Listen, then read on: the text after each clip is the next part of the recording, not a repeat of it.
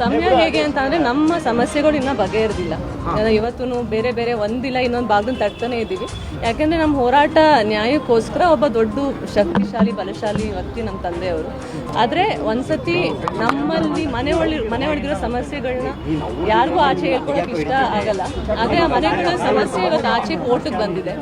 Almost ಸುಮಾರು ನನ್ನ ತಮ್ಮನ ಮೇಲೆ ಮತ್ತು ನನ್ನ ಮೇಲೆ ಒಂದು 5-6 ಕೇಸ್ಗಳು ನಡೆಸ್ತಾ ಇದ್ದಾರೆ. ಅದಕ್ಕೊಂದು ಸ್ವಲ್ಪ ಅಟ್ಲೀಸ್ಟ್ ನಮಗೆ ಮುಂದೆ ಪ್ರಾಬ್ಲಮ್ಸ್ ಆಗಬಾರ್ದು, ನಮಗೆ ಹೆಲ್ಪ್ ಮಾಡೋಕ್ಕೆ ಏನಾದ್ರು ಪ್ರಯತ್ನ ಮಾಡಿ ಅಂತ ಕೇಳ್ಕೊಳ್ಳೋದು ಬಂದಿದ್ವಿ. ಚೆನ್ನಾಗಿ ಮಾತಾಡ್ಸಿದ್ರು, ಸಮಯ ಕೊಟ್ಟರು. DCM ಸರ್ ಮತ್ತು ಹೋಮ್ ಮಿನಿಸ್ಟರ್ ಜೊತೆ ಮಾತಾಡ್ಬಿಟ್ಟು ಚರ್ಚೆ ಮಾಡ್ತೀನಿ, ಹೆಲ್ಪ್ ಮಾಡೋಕ್ಕೆ ಎಲ್ಲ ಪ್ರಯತ್ನ ಮಾಡ್ತೀನಿ ಅಂತ ಹೇಳಿದ್ದಾರೆ. ಆ್ಯಕ್ಚುಲಿ ಇವಾಗ ಹೇಗೆ ಜೀವನದಲ್ಲಿ ಅಂದರೆ ಎಲ್ಲ ಭಯ ಹೊಟ್ಟೋಗಿದೆ. ಯಾಕೆಂದರೆ ಇದೆಲ್ಲ ಎದುರಿಸ್ಬೇಕು ಅಂತ ನನಗೆ ಅರ್ಥ ಆಯಿತು.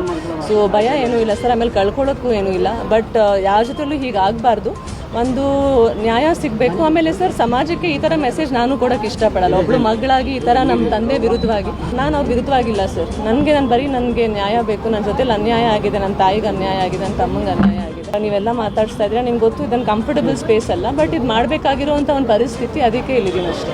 ಮುಂಚೆ ಆಸ್ತಿ ವಿಚಾರ ಆಗಿರಲಿಲ್ಲ, ಇವತ್ತು ಆಸ್ತಿ ವಿಚಾರ ಅಲ್ಲ. ಇದೊಂದು ನ್ಯಾಯ ಮತ್ತು ಅಧಿಕಾರದ ವಿಚಾರ. ಎಲ್ಲ ಮಕ್ಕಳಿಗೆ ಅವರ ತಂದೆ ಜೀವನದಲ್ಲಿ ಸಮಯ ತಗೊಳಕ್ಕೆ, ಅವ್ರ ಸಮಯ ಕೊಡೋಕ್ಕೆ, ಒಟ್ಟಿಗೆ ಇರೋಕ್ಕೆ, ಒಬ್ರನ್ನ ಬೆಳೆಸೋಕ್ಕೆ ಅಧಿಕಾರ ಇರುತ್ತೆ ಸರ್. ನಾವು ಮಕ್ಕಳಾಗೆಲ್ಲ ಮಾಡಿದ್ವಿ. ಅವ್ರ ತಂದೆಯಾಗಿ ಅವರು ಬಹುಶಃ ಇನ್ನೂ ತುಂಬ ಮಾಡೋದು ಬಾಕಿ ಇದೆ.